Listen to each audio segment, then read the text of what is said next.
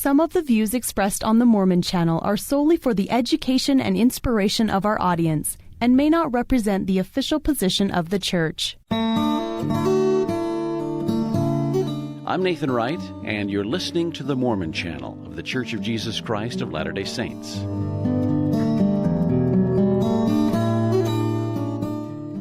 In his work entitled The Gathering of Zion, Wallace Stegner praises Latter-day Saint pioneer heroism and devotion, exclaiming, "Especially their women. Their women were incredible." A living example of an incredible pioneer woman is Lorna Call Alder, the subject of a recent presentation and today's Legacy episode. Joining me today is historian Barbara Jones Brown.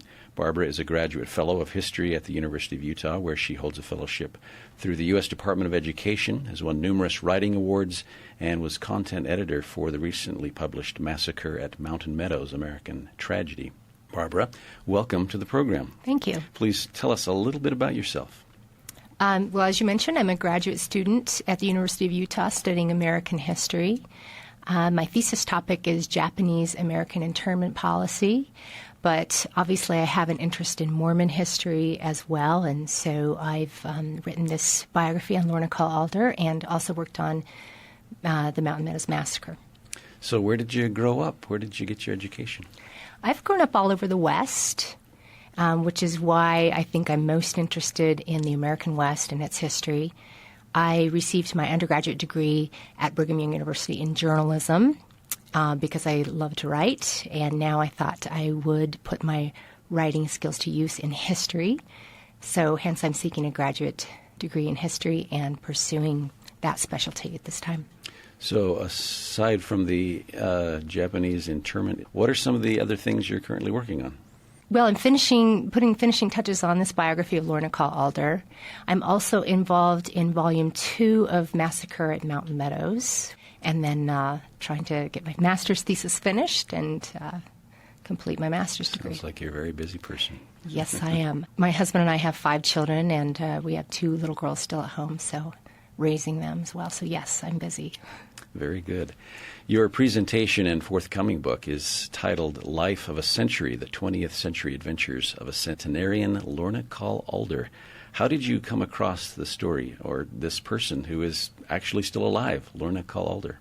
Her children contacted me, and I had experience being an editor at the Ensign magazine, and so they were looking for someone who had that kind of writing background and experience, and I had a strong interest in church history, and so they contacted me to write her biography. After meeting Lorna, I conducted about 38 hours of oral history interviews with her to start my research, and then researched a lot of the things and the events that she and public figures she was talking about, and so it's blossomed into a biography. Excellent. In your presentation, you make the comparison between Lorna and a movie character called Forrest Gump that I think most everybody is aware of and familiar with. Tell us why you make that comparison. Yes, of course, Forrest Gump won the Academy Award for Best Picture in 1995, and it's the story of a man played by Tom Hanks who he's an ordinary, simple man, but yet he experiences extraordinary things and meets all kinds of historical figures and even influences history. And as I interviewed Lorna and she would tell me about events of her life, she started to remind me of Forrest Gump in that she is a very humble, down-to-earth woman who didn't even realize sometimes the extent of her influence. But as she would tell me of events and then I would go and research them from her life, I would realize these were major historical events of the 20th century. And it happened again and again and again. So I started jokingly calling her Forrest Gump.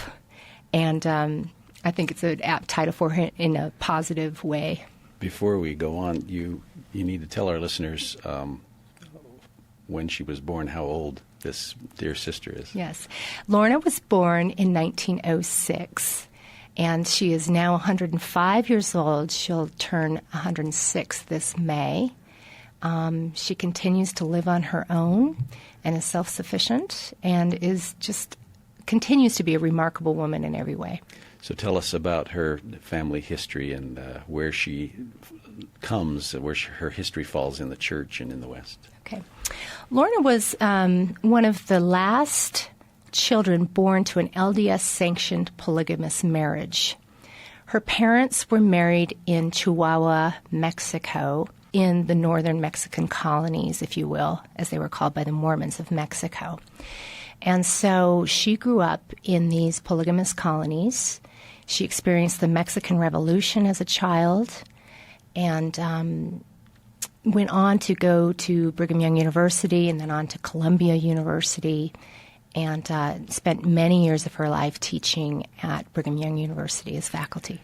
Now, just to put some perspective on her place in church history, tell us about her grandfather. Yes, I like to joke that many Latter-day Saints today can brag that they are seventh-generation Mormons. Lorna has no such bragging rights. She's only a third-generation Mormon. But we can put things in perspective when we understand that her grandfather, so the first convert of the church in her family, was baptized in 1836 in Kirtland, Ohio, by William Smith. He was confirmed by David Whitmer in the Kirtland, Ohio temple, which had just been completed. That's just her grandfather, just 2 generations away from Lorna. And so that gives us perspective on how deep her roots in the church go. So you talked about sanctioned polygamist activities in Mexico.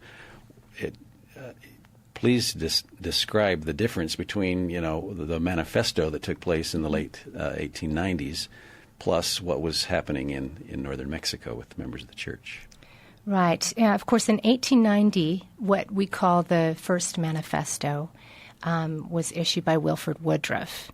However, Latter-day Saints outside of the United States interpreted that, and church leaders as well, interpreted that to only apply to the United States. And so there were many members of the church, polygamous families, and people who desired to enter into polygamy, who left the United States and went to Canada and northern Mexico after 1890. Lorna's father was one of them, and Lorna's mother was his 4th wife. And so with the coming of the revolution in Mexico, this had quite an influence on members of the church and polygamous families in Mexico. How did it affect Lorna's family? It did. The Mexican Revolution is a complex subject which I won't go into in detail here, but it began roughly in 1911 or so.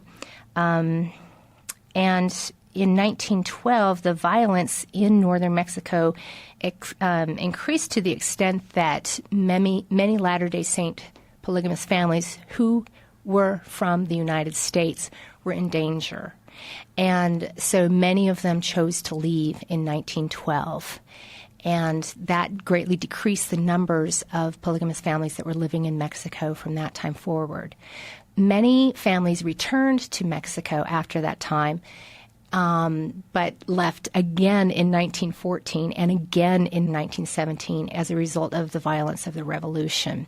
A very few of them came back after 1917 and continued to live in the colonies. Just the polygamous families that had existed before that time continued to live as plural families. You talked about how Lorna's family and the other polygamous families who came back to the United States, how they were treated by not just anyone, but even members of the church based on how they had been living as sanctioned polygamy families. Right. Yes, it was a very difficult time for these families because here they'd been living in northern Mexico, had the support of church leaders, been told they were living a celestial law, and that they were the cream of the crop, if you will, of members of the church because of their faith in living this law. But on the other hand, you had LDS families in the United States who had been told since 1890 that they should not practice polygamy. And so all of a sudden, because of the revolution and what they call the exoduses, these polygamous LDS families were suddenly placed in contact. They moved up to the United States again and were placed in contact with their LDS monogamous counterparts. And so there were misunderstandings. Those who were monogamous thought that these people were doing something wrong because of the 1890 manifesto, not knowing that these people in northern Mexico had had the full support of leaders of the church. So it was a very difficult and I think sad time for these polygamous families from northern Mexico. Many of them split up to obey the laws of the United States. You'd have fathers who would just live with one of their families, and then the other family would have to live separately, sometimes in different states even. It was difficult. Lorna's parents chose to come back into the colonies even after 1917 so that they could continue to live together as a plural family, and I admire them for doing that. So you have a few stories of when Lorna was a young girl during the Mexican Revolution, and even when this historical figure that none of us even have any connection with, as far as time is concerned, Pancho Villa shows up. Yes. I mean, that's amazing to even say, let alone to have experienced. Yes, here's one of Lorna's Gumpian moments, as I like to call them. She met Pancho Villa, and her father met and associated with him.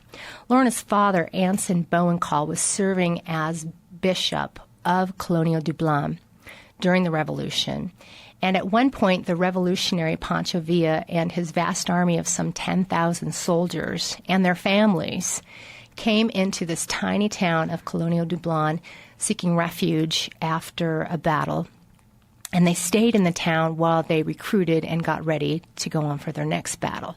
So if you can imagine being the bishop of this town, this is Lorna's father, and seeing trainload after trainload after trainload of these soldiers and their families and their animals pour into your tiny town of what was now 200 people to stay. It was quite a sight. The adults wrung their hands, but Lorna and her siblings thought it was thrilling. They loved to sit and watch all of these people unload from the trains with their animals and so forth. And the children of the colony thought it was great fun. And to Pancho Villa's credit, not one citizen of Dublin was harmed during the entire stay of that army. How long were they there? They were there for 22 days. And Lorna recounts how it was very important to Villa that the children continue to go to school. The adults of Dublin wanted to cancel school and keep their children inside for safety while this vast army was encamped in their town. But Villa said, no, this is what the revolution is about, is education for all people, and I want the children to continue to go to school. And so she did, and they would continue to go to school. Lorna recalls sitting in her classroom on the second floor and looking out at Villa's armies and their encampments and their birds and their goats and their dogs and their cooking and their children, and just watching the whole thing with fascination. Tell us the bullet gathering story. After Villa's army left, the children were charged with helping to clean up the town. You can imagine things would be kind of a mess after that many people stayed in a tiny town, encamped on the streets. And so Lorna and her siblings were among the children who gathered up the bullet shells, trying to help clean up the place. And sometimes they would find live bullets. And Lorna recalled having great fun with those bullets. Sometimes they'd put them on a rock, take a larger rock, and crush them and make this tremendous popping sound. And she says it's a wonder that no one ever got hurt. But one day, she and her brother decided to take the gunpowder that they had unloaded from some of these shells to school. And they took it to school in a bag.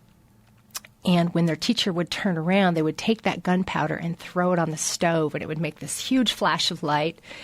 And the teacher would turn around and say, "Who did that?" And the children would just all act innocent at their desks. So they just thought that was great fun. One day they took all of these shells that were still live, this live ammunition, and outside of the schoolroom, they dug a hole, put all of the bullets into the hole, covered it with a piece of tin, then lit a fire on the bullets under the tin. Well, you can imagine what happened next. There was a huge explosion, and Lorna said it sounded like a battle of bullets going off. So the frightened children ran across the street and hid in the alfalfa, while the adults and even some soldiers, revolutionary soldiers, garrison nearby, came running to see what the battle was all about. And of course, it was the children. But Lorna said they never fessed up to what they had done, and to this day, she got away with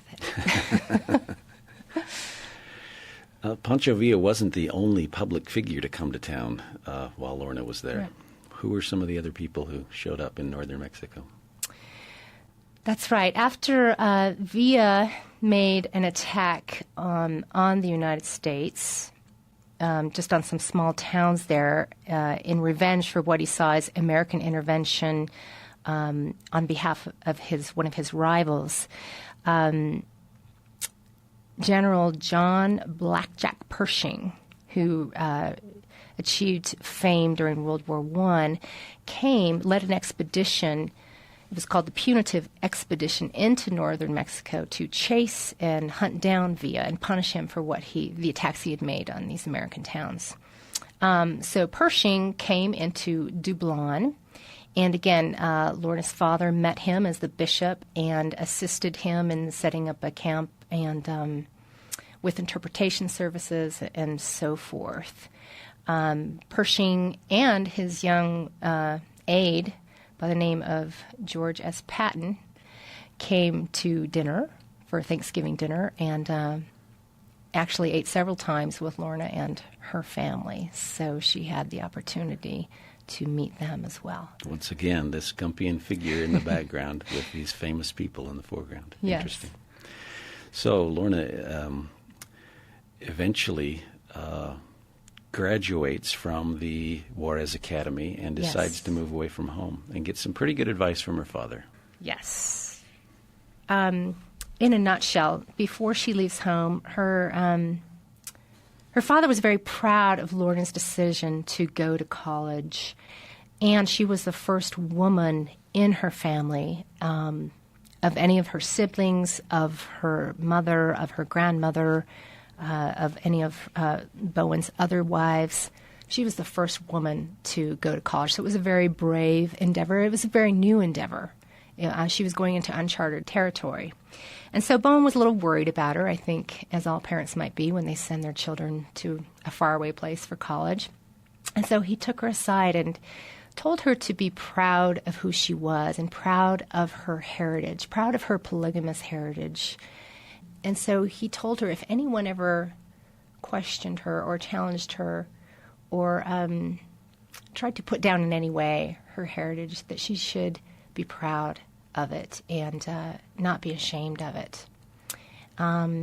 He told her to keep her testimony of Jesus Christ and to continue to rely on that.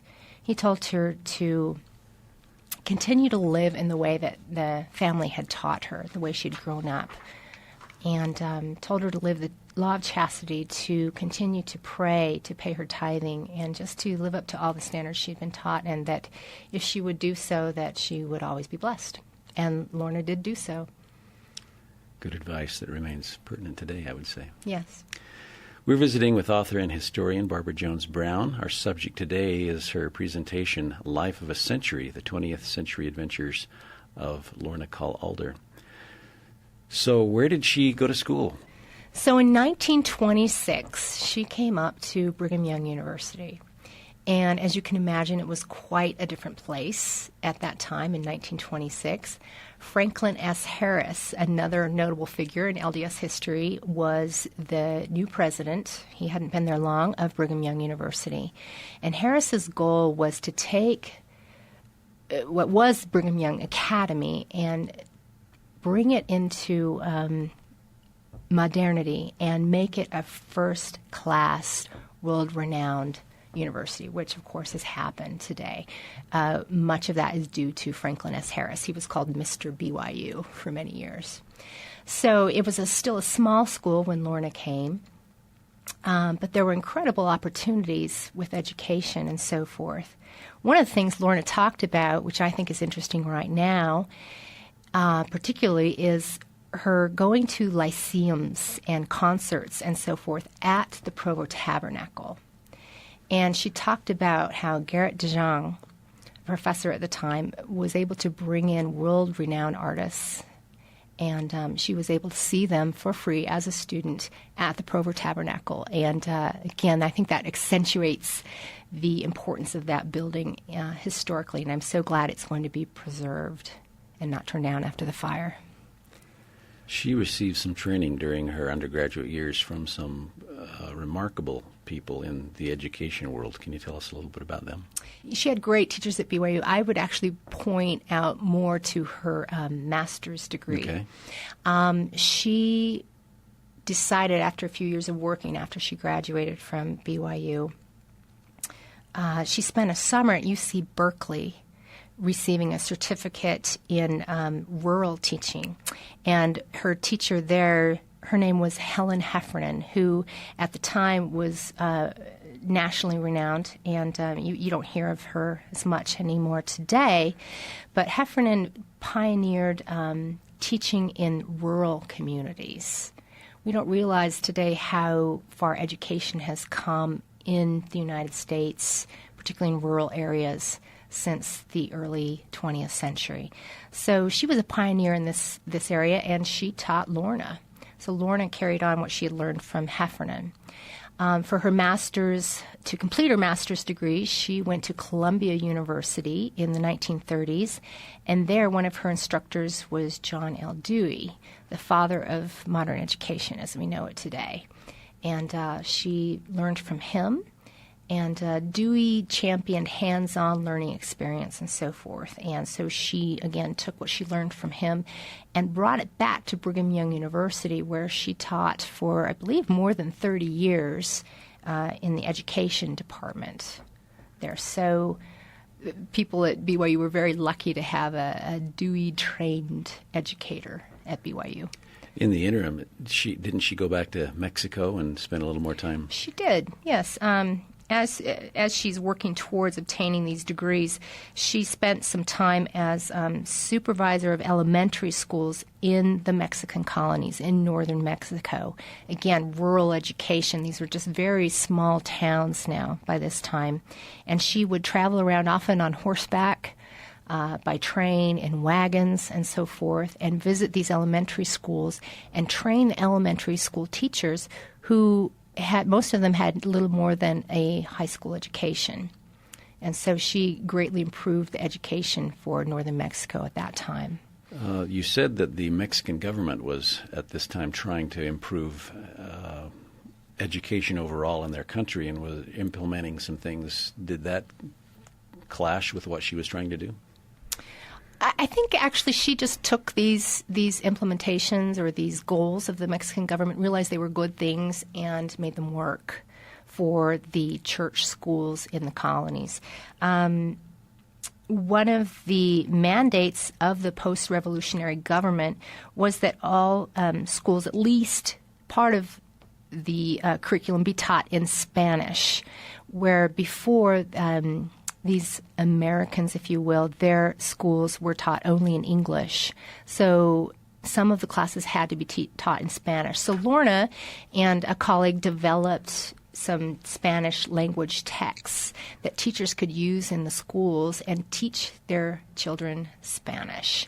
And so, again, she has an influence on so many people who came, so many Latter-day Saints who were educated in northern Mexico, who learned Spanish and went on to become great leaders in the church as mission presidents throughout Latin America, as general authorities in Latin America, so on and so forth. That stemmed from these beginnings of Lorna getting Spanish implemented in the curriculum.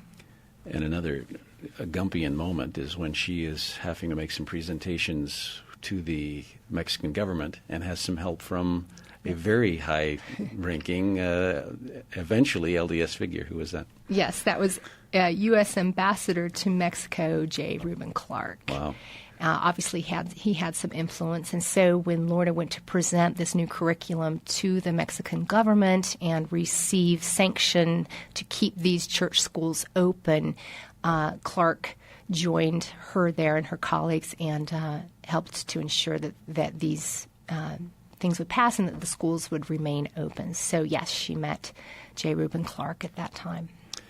We're discussing the living history of educator Lorna Call Alder with author Barbara Jones Brown today on Legacy. This is the Mormon Channel of the Church of Jesus Christ of Latter-day Saints. I'm Nathan Wright.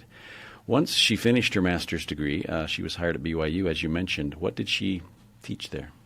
So she taught for decades elementary education, and she taught scores of young people who wanted to go into elementary education. In fact, when I speak about Lorna, or often I'll come across people who took classes from Lorna. In fact, I discovered that my mother, who majored in elementary education in the 60s, had a class from Lorna Call Alder. So many people have been educated by her.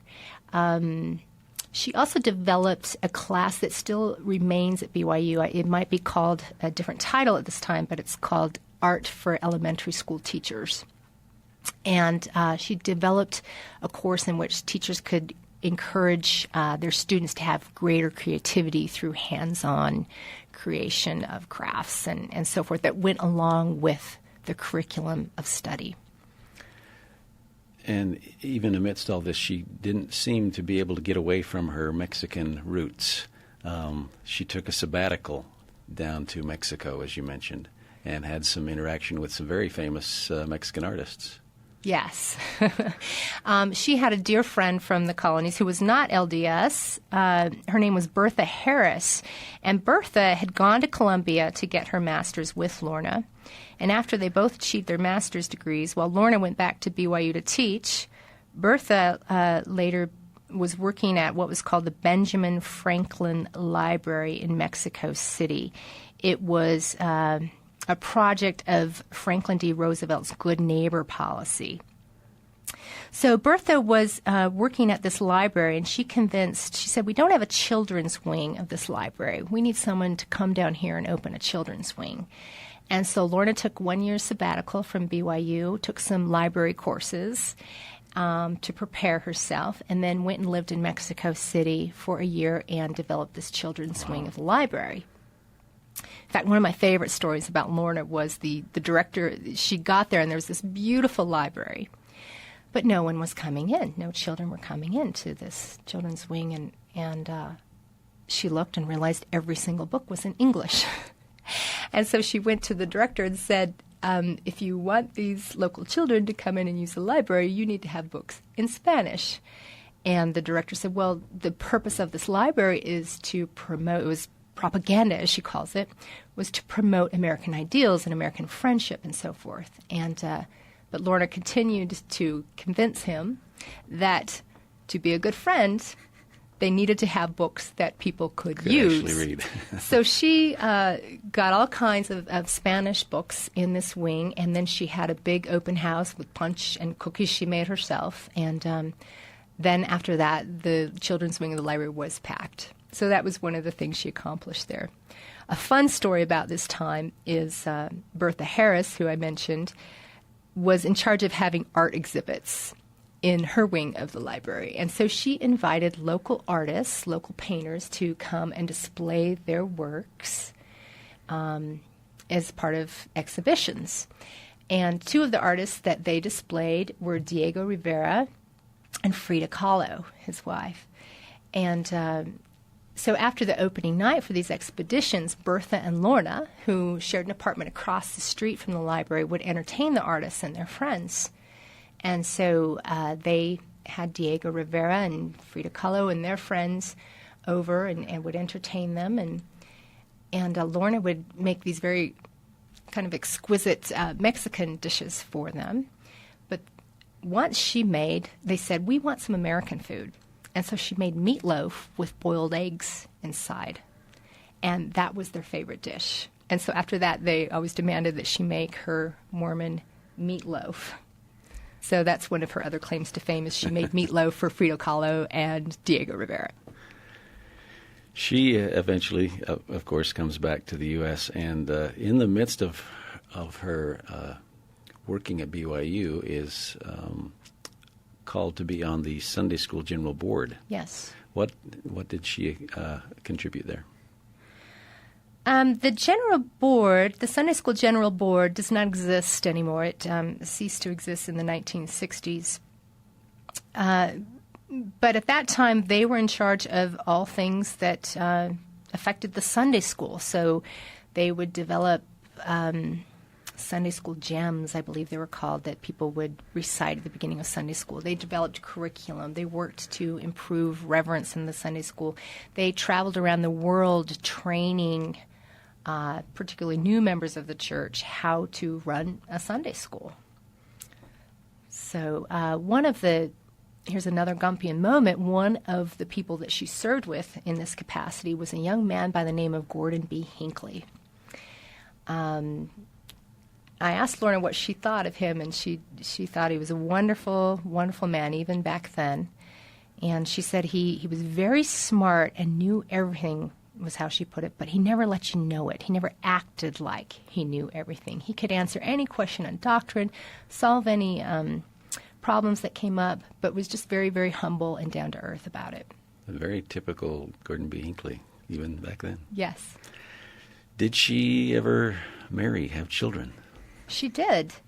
You can imagine, as she was having all of these adventures and these experiences, she was all over the place. But she continued to come back to Utah because she thought that would be the best place where she would be able to find a Latter-day Saint man to marry. And she finally married at age 39, a man named Frank Alder. And they were fortunate enough to be able to have 2 sons together. And when she had these children, they, in spite of all of her achievements, all that she had done in her life, all of her adventures, she consistently always told me that the greatest thing she ever did was to have those children and to raise those children. What are some of the things that she's done since, I guess you can't say retirement because she never has retired? Well, she continues to give service. Obviously, at 105, she doesn't get out a whole lot. But things like after her retirement, she would make laundry bags and donate them to missionaries at the MTC. She lives very close to the Provo MTC. She would make handicrafts for children, like for Relief Societies. She would make little stuffed animals that would be donated to children in need, so on and so forth. So her entire life literally has been one of service and continues to be one. Didn't she serve a mission or two? She served some missions as well, yes. She was called to serve as a proselyting missionary in the San Antonio, Texas mission. And her mission president was Elder Vaughn J. Featherstone. And I interviewed Elder Featherstone about her, and he just said she was the most remarkable missionary. And he told one story about her that here she's an older woman now. She's a grandmother out proselyting with young single companions. And he said one day they went to teach a family, and a large dog, I believe it was a German Shepherd, ran out and started barking at her and her companion. Well, this grandmother, instead of being afraid of that dog, she looked at that dog and she said, "Now you listen to me. We have a family to teach here.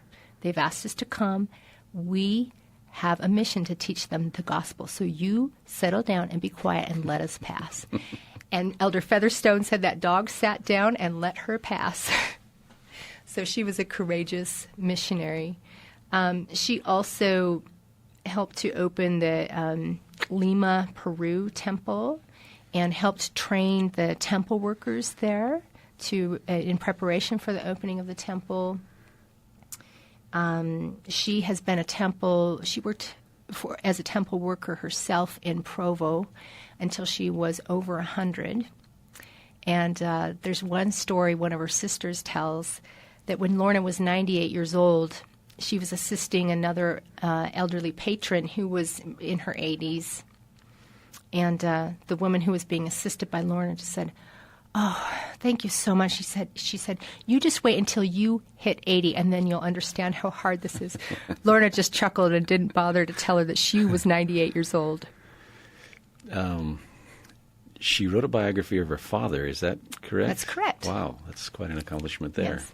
She did it in conjunction with William Hartley, a BYU professor, and the book won the Mormon History Association Best International History Award. They presented that award to her at the Mormon History Association meeting in Sacramento, California. And when they started introducing her and saying that she was born in 1906 and talked about some of the things she'd done, there were audible gasps from the audience that a woman who was 102 years old was an author and was winning this award. So that was quite an accomplishment.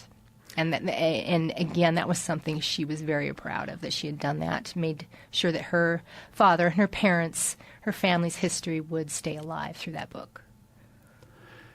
So is Lorna extremely unique, or do you think there are other non-assuming Gump-like people out there who could be the subject of perhaps another remarkable story? It's a really good question. I think she is unique as far as the places she lived at the times that she lived in, the things she experienced. However, she's not unique in, you and I both know, many people who have achieved great things but yet are humble about it and quiet about it. So in that sense, no, I think Wallace Stegner was right. LDS women are incredible. And there are so many of them whom I admire, like Lorna. So unique in the number of years she's lived and the things she has experienced the entire 20th century and then some. So unique in that way. But again, there are many others who have achieved great things like Lorna and are very humble about it. Thank you, Barbara. We've been visiting today with historian Barbara Jones Brown about the life of a very remarkable woman, Lorna Cull Alder. A very remarkable story. Thank you, Barbara, for sharing it with us. Thank you. This is Legacy on the Mormon Channel, a media outlet for the Church of Jesus Christ of Latter-day Saints. I'm Nathan Wright.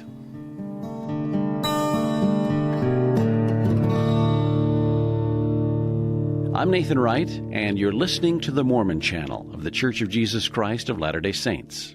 We invite you to listen to new episodes of Legacy Saturdays at 1 o'clock. You can also download any Legacy episode at mormonchannel.org.